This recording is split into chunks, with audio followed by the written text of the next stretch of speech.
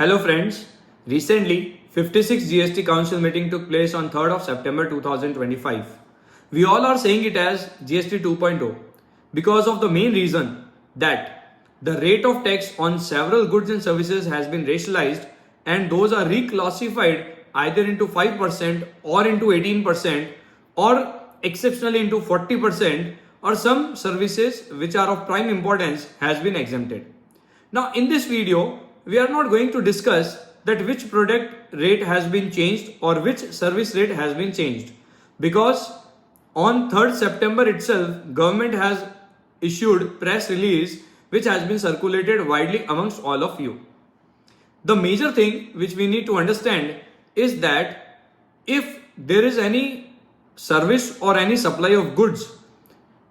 which took place partly before the change of rate of tax and partly after the change of rate of tax, then how to determine that at which tax rate the supplier has to charge GST? To put it differently, we can say that in any transaction of goods and services, there are three events. One is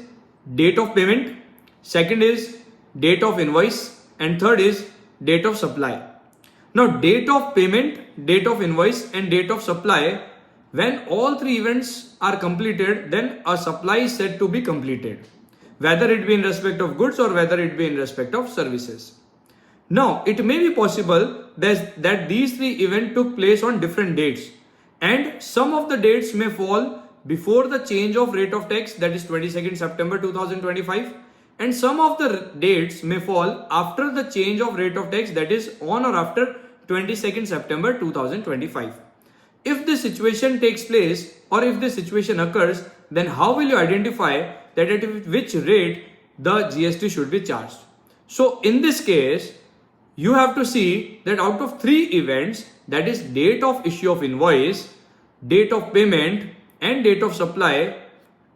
out of these three, if two events took place before 22nd September, that is before the date of change in rate of tax on GST, then old GST rate will be applicable in such a supply. And if out of these three events, that is date of payment, date of invoice and date of supply, two events took place after the change of rate of GST, that is on 22nd September and onwards, then new rate of GST shall be applicable.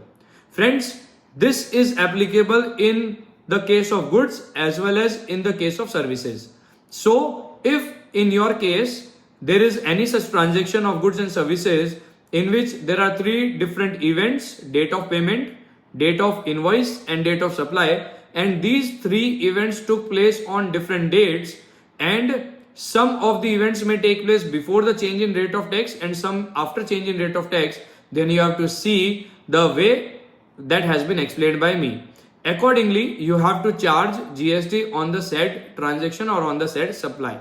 I hope that you will find it useful. Thank you very much.